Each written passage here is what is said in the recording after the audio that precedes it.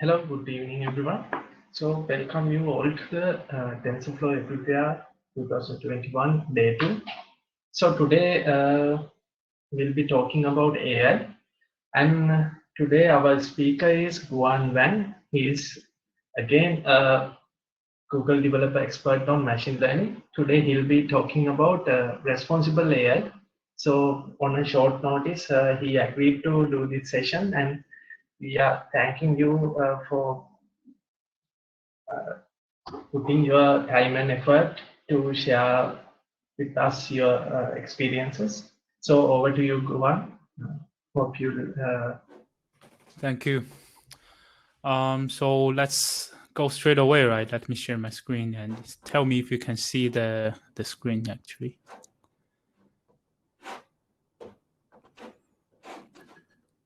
Yeah, we can see. Okay, great. So thanks for the invitation. I'm very happy to be here. I've never been to Sri Lanka, but it's always one of my of course the target place to visit. I think first place I probably will be visiting after the COVID-19. So thanks a lot for the invitation. So today's topic will be on responsible AI. My name is Guan Wang. A quick introduction. I'm a senior data scientist at Swiss Re. Swiss Re is actually a reinsurance company. I'm also a Google developer expert in machine learning. Before I actually stayed in Hong Kong for 10 years. And when I was in Hong Kong, I was also in the GDG cloud. But actually early last year, I relocated to Singapore. So now I'm actually based in Singapore here. So a quick introduction to today's topics, right? So it will be talking about responsible AI. I will first try to cover what would be the normal challenges that we've encountered from artificial intelligence.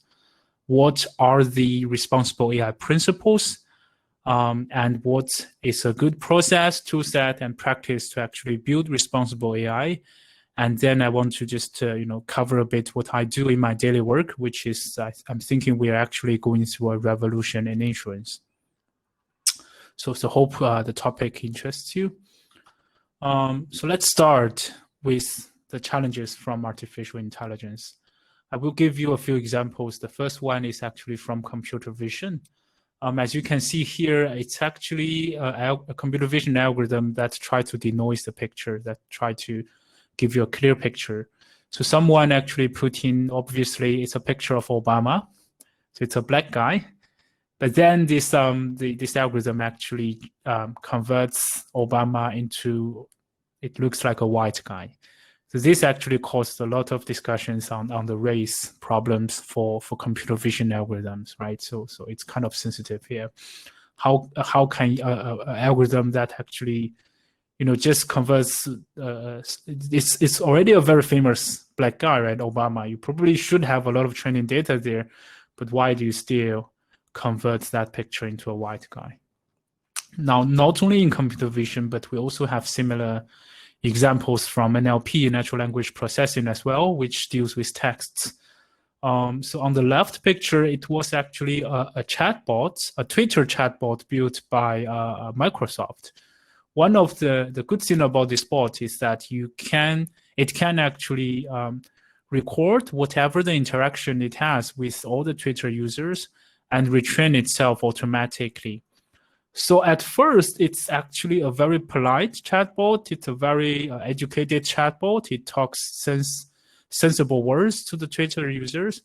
But there are a lot of different people out there and a lot of naughty Twitter users out there. They actually input whatever messages, and eventually this chatbot from Microsoft becomes a racist.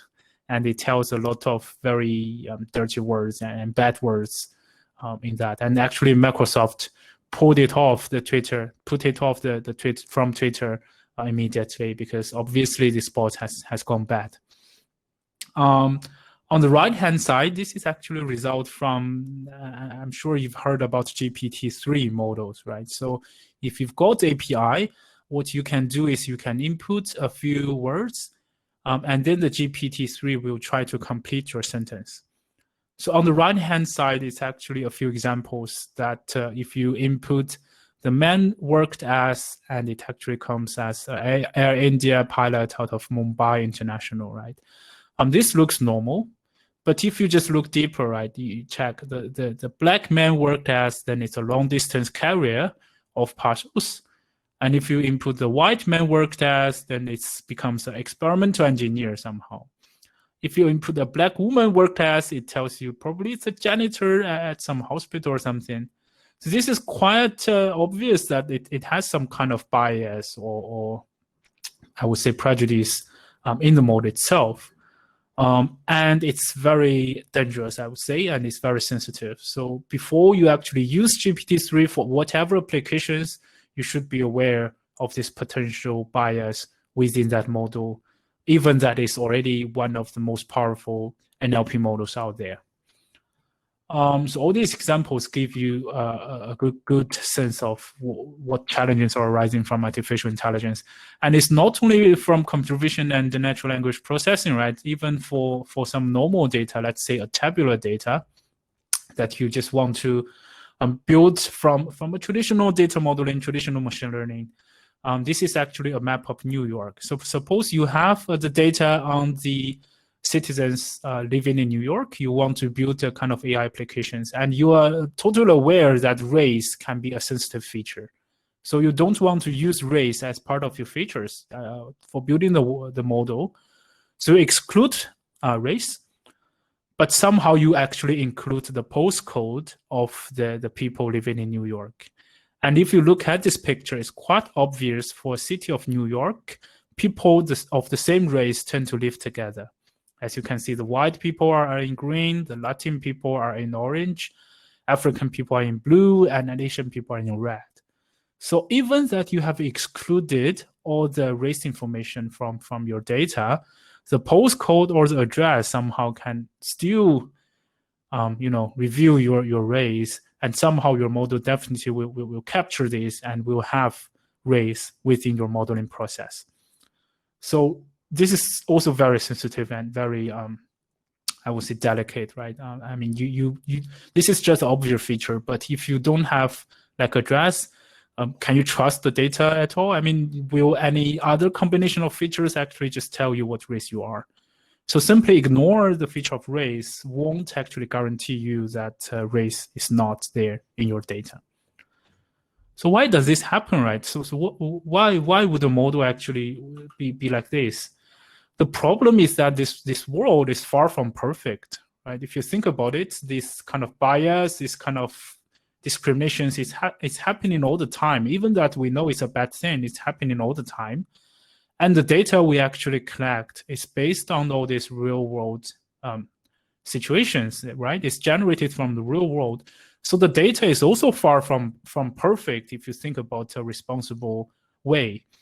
And when you build a model based on those data, your model actually captures those biases, those bad things from the data, and the model you build actually has all the things that the imperfect world has.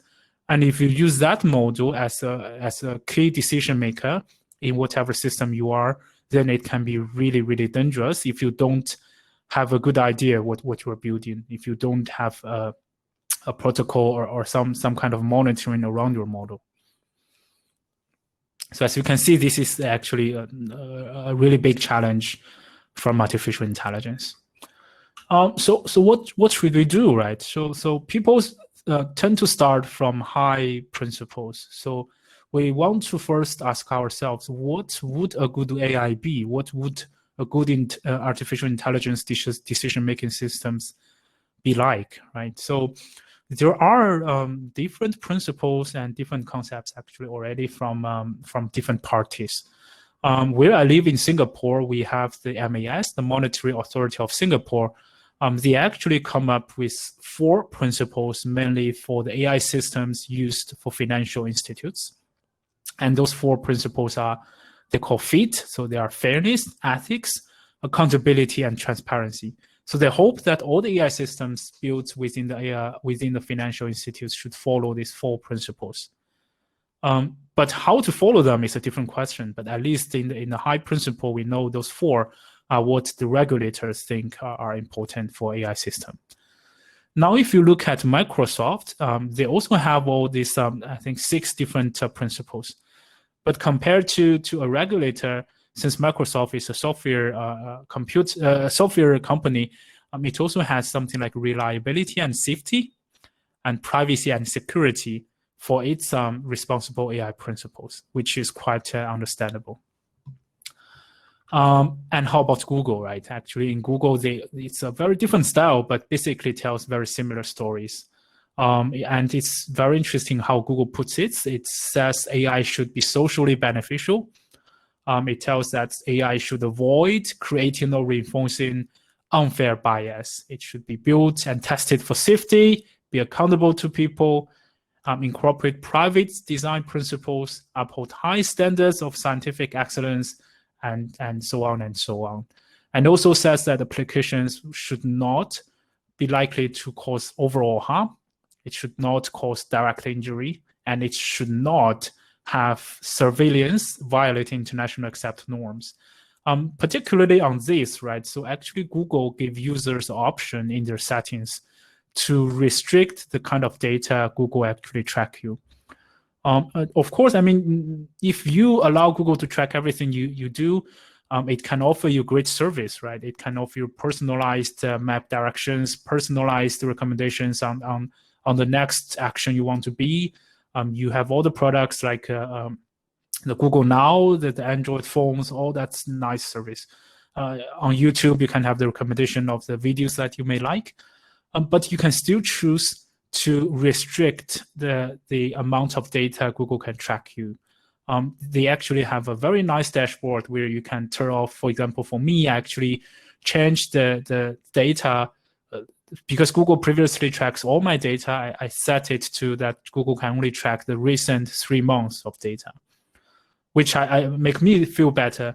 But then the counterpart is that when I check YouTube videos, somehow all the videos I already watched 3 months ago, they start to recommend it to me again, right? So of course the service quality will drop, but somehow it makes me feel good because I know for sure Google is actually doing this. They're deleting all my data from 3 months ago.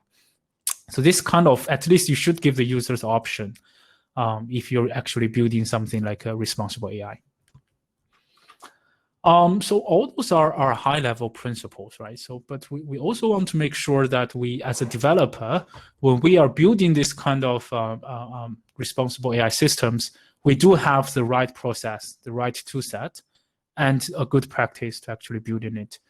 And Google is actually making a really good example on that. So let's think about the process of actually building an AI system, right? So the first one would be to define a problem. And the key question that we can ask is, who is our machine learning system for? Because you need to understand what the target audience of your application is so that you can tailor the user experience. You can understand that your product actually covers a wide range of different needs from your target audience. And that is, the diversity really makes a big difference here. Otherwise, if you don't do this kind of survey, your customer survey, then you might be actually focusing on just one part of your customers. Then it will create a bit of bias in your user experience. And for that, Google actually give you some tool sets. It's called People and AI Guidebook or Pair Guidebook. So it actually tells you a bit of best practices that you should do in this user or customer investigation process. It even gives you a pair explorables, which tells you some certain metrics or certain visualizations you should do on your data before you actually finalize the designing of your AI application. So this is the first step: define the problem that you want to solve, define the target audience. And then the second part of is actually construct and prepare the data that you want to use to build your AI system. Then there will be some key questions, right? Am I using a representative data set? This question means that, am I actually missing some key data set for a certain group of people, right? Suppose you're building a recommendation system. Do I only use the data for females because they shop a lot? Will I actually create a biased data set towards females so that the males are kind of underrepresented in the data set? will I actually create a rather bad experience for the male customers for my maybe a shopping recommendation system? So I need to ask myself, am I using this a really representative data set for all the customers that I'm targeting at? And then the second question is there real world or human bias in my data? You think about the Microsoft chatbot, right? Definitely, you should not let the chatbot just learn all the data it gets. You should have some kind of either a manual filtering or you create some kind of protocol to check the data. And if you find like violence, racist, all that discrimination words within that data that comes from real world, from real Twitter users, you should filter them. You should not use them to train your chatbot. Now, Google also has some good things for you to on this part. One is TensorFlow data validation. Basically, it creates this nice dashboard for you to check the distribution of your data on most of your attributes that you have. So you understand, if, for example, if you cover all the age range, you cover all the different gender, the different features of your customer. It also has this nice data cards, which ask you some of the key questions, and you need to answer them. You need to check your data to get the answers, and then it can help you generate this nice report, which they call data cards. So if you can actually answer confidently all the questions within that data cards, probably your data should be good to go. Actually, put all the links here. If you're interested, you can, of course, go deep dive and go more details into those. The third step would then, because you've already got the data, would be to build and train the model. Of course, this is the part where all the data scientists, all the machine learning the developers would be mostly interested in, right? Then the question would be, what methods should I use to train my model? And we have to make sure that the training method that we use is used to build a fair, interpretable, and respect privacy and security. We need to incorporate all these things into the model itself.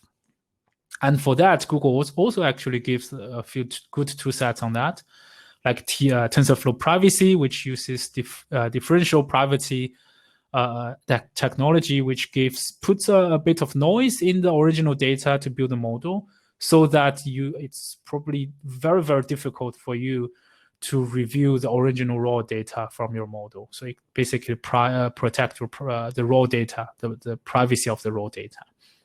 And then TensorFlow Federated, which is the TensorFlow implementation of the federated learning algorithm.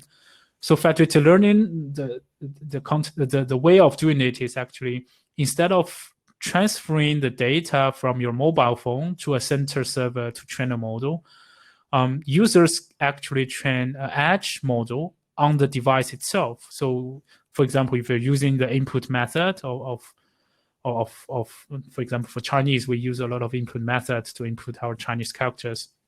So we don't need to train this to transfer the sensitive data, the keyboard data, to the Google servers. We actually train an NLP model, a sequential model, on our device itself. So a lot of small models. And then we just transfer that model parameters, which is more like a black box, right? It's not that easy to review sensitive information directly from that parameters. So you transfer that model parameters to Google servers. Google collects like tens of thousands of these kind of model parameters, and they merge them or ensemble them and get a better model and push that back to each of the user.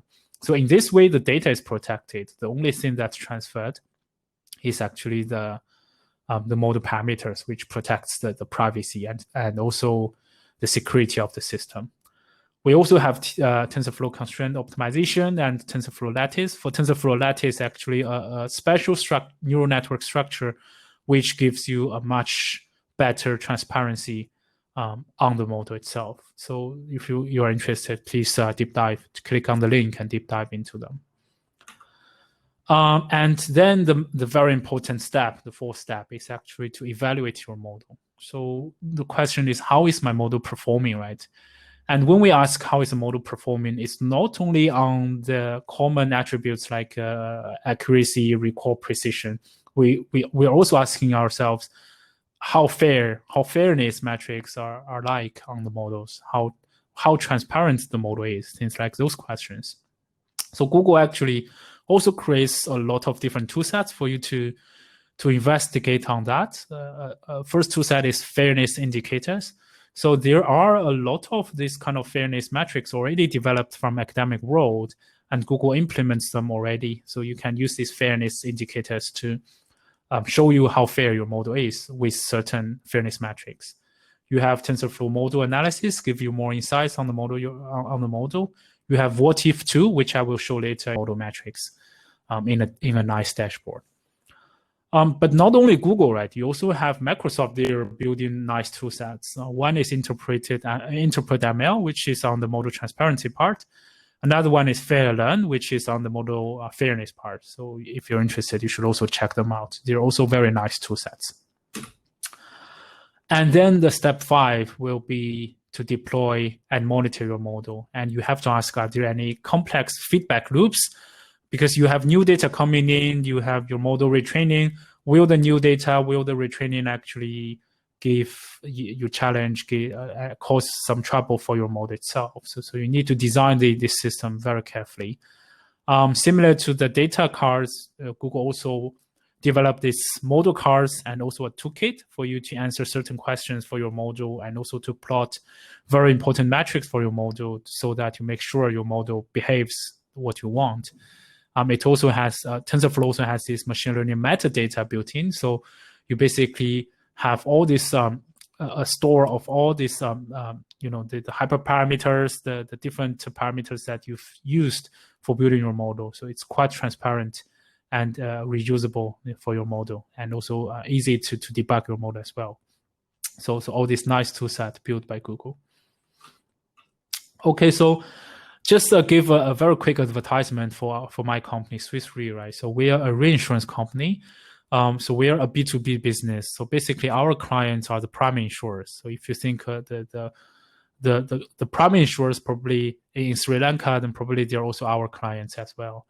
On the left-hand side, it's 2 buildings in Zurich for our company. The left is a very old building. The right is on a new building we built recently. So it's a very I think it's a very nice comparison of the past and the future. And on the right-hand side, probably you've seen this building before, right? I think we sold it already, but it was called Swiss Re Building in London. And now I think we're also working there for our London colleagues. Because for reinsurance, it's kind of very difficult to explain. And normally I just put these buildings on to let you know these are actually our company's buildings. And I just want to use this chance to let you know that what we're doing in my job, right? We think it's actually a revolution is happening for the area of insurance. So before the 18th century, when you think of insurance, it's basically everyone just pay the same premium, the same fee, so that you get covered, and something happened to you, this pool of money will just give you some help financially. Starting from the 18th century till now, a lot of professionals called actuaries, they actually come in, they do a lot of complicated study, and they divide the people into different groups, and they charge you the premium, your insurance policy's premium, based on the characteristics of that group. So if you see women and men, probably you're charged differently on the premium. But what happening now, what we're doing here in Swiss Re, what I'm working on in my daily work is actually to bring machine learning models into this business model, so that what we're doing is precision pricing. So you don't need to anymore pay for the careless people within your group, right? If someone is really careless, he always got a bad health, and you're always running, you're always doing gym, you're good health, then you don't really have to pay for them, because the price is really personalized, it's precise for yourself. And if you think about it, if the group size is smaller, actually the discrimination is also smaller, right? You are definitely not discriminated because someone similar to you, but they're actually behaving badly in the risk perspective. So artificial intelligence actually bring more accurate and fundamental fairness to insurance if you think about it. And we think this is actually an exciting feature for us to work on.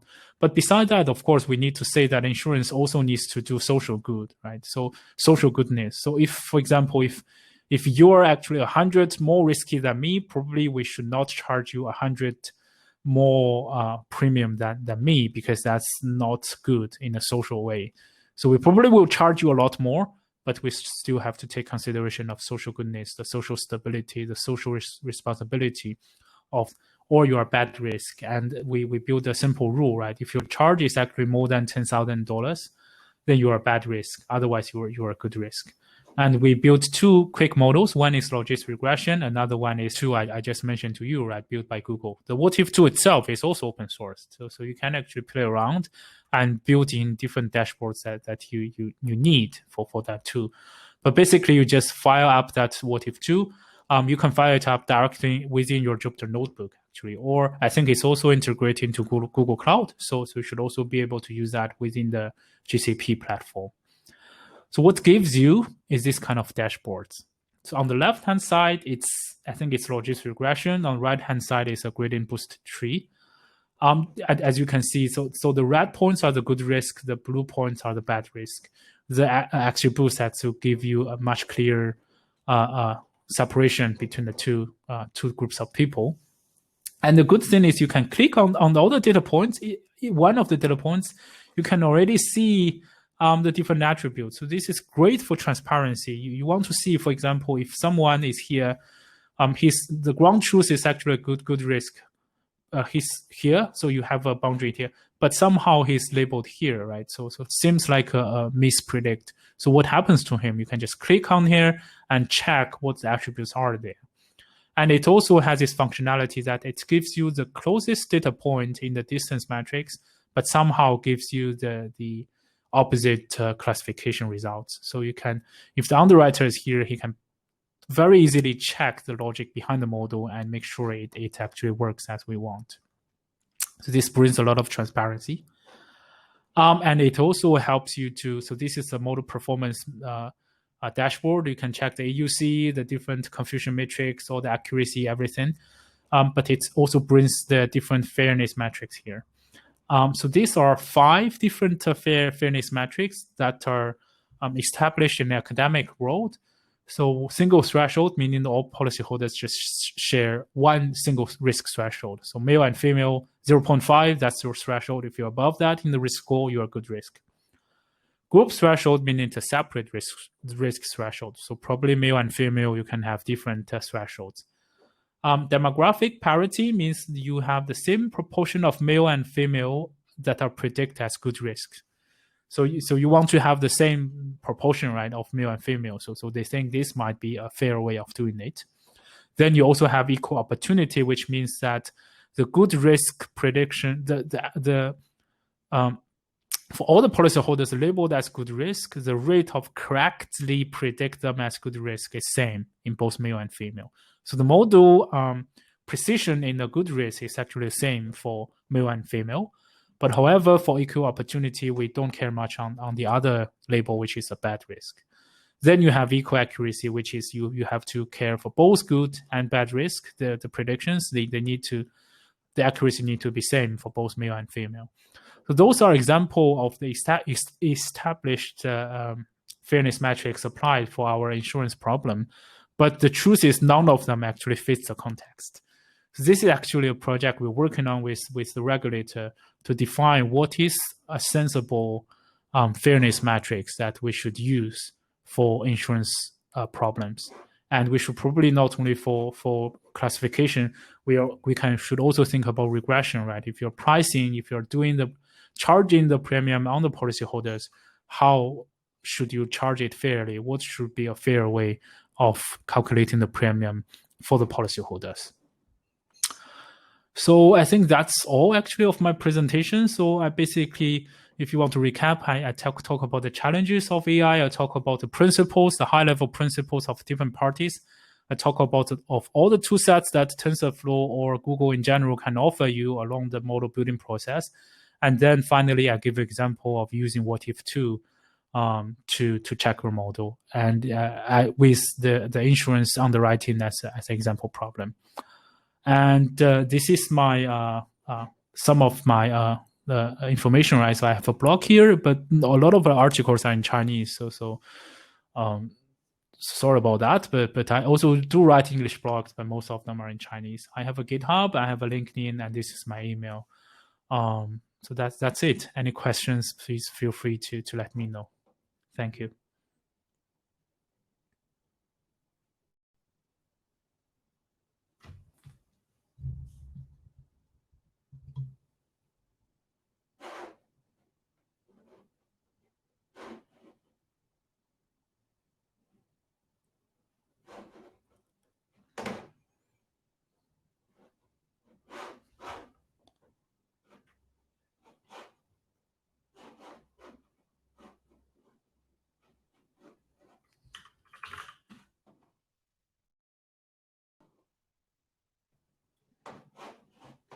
Hi, you guys can use the Q&A tab on the chat for asking questions from Guan.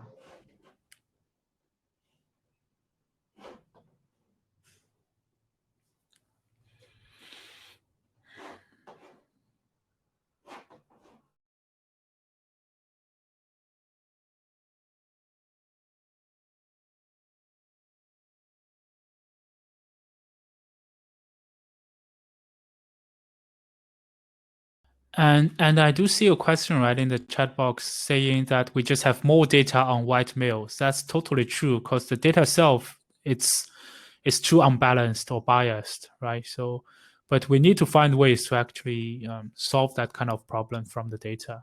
A good way would be to upsampling or downsampling the data if your data is very unbalanced. And there are also other ways like tuning the model cost function to give higher punishment if the model mispredict on the underrepresented label. For example, if the model predict wrongly on the black people, which is underrepresented, it gives a higher error in the cost function so that the model will be tuned more towards correctly predicting on the black people. So there are some ways to counterpart those kind of data problems.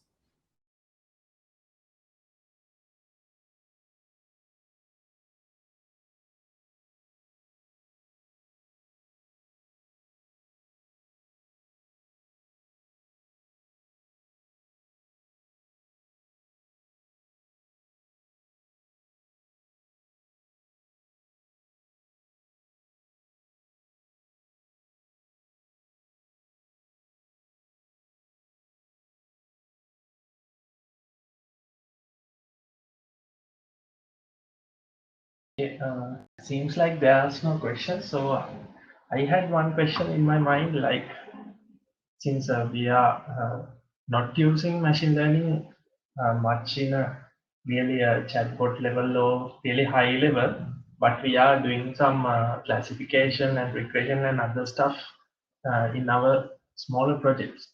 So what do you think when we should start thinking about these responsible AI principles, or we should start thinking about it from the beginning, or is it after some level of doing machine learning?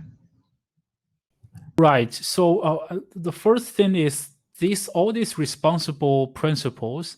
I think they not only applies to AI systems or big data systems, they apply to all the decision-making systems, right? If you think about it, if you're just using a rule-based system, it still can give you quite bad, irresponsible decisions. So all these principles are quite universal, actually. And the machine learning part is mostly only on the model building part, right? If you look at all the process, all this evaluation part can still be used for your model, even if you're not using machine learning, if you're based on a rule-based system.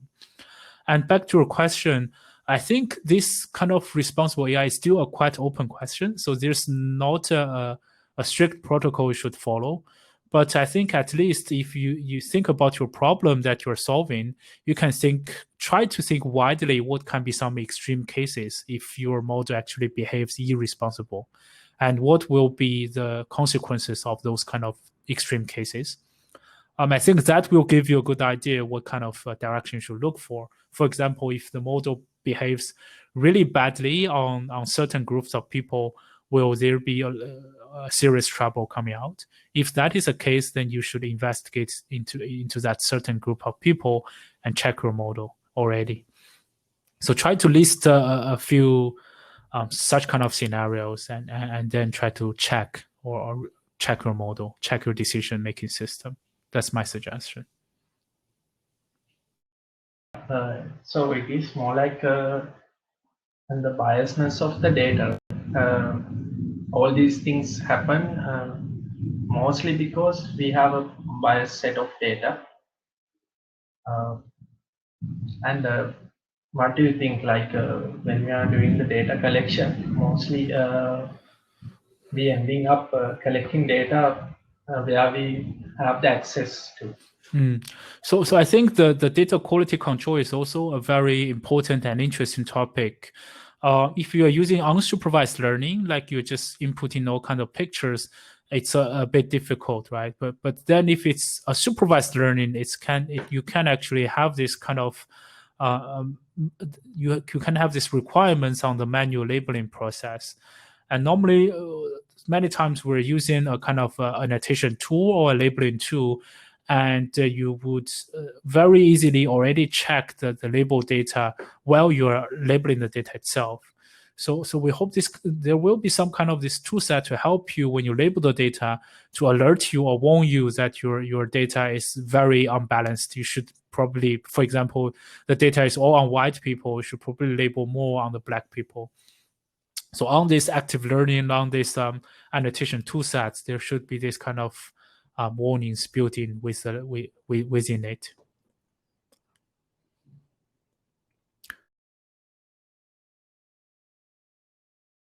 Okay, I think there are more questions from the audience.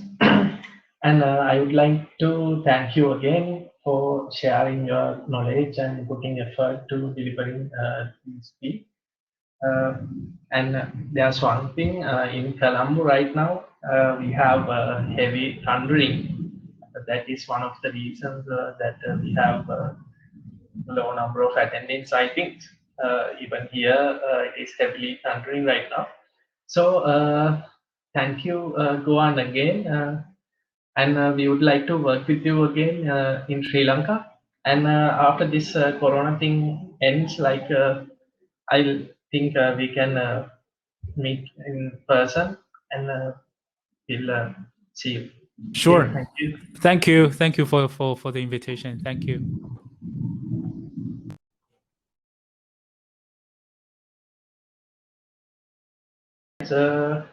Then we can wind up the session. Good night to you all.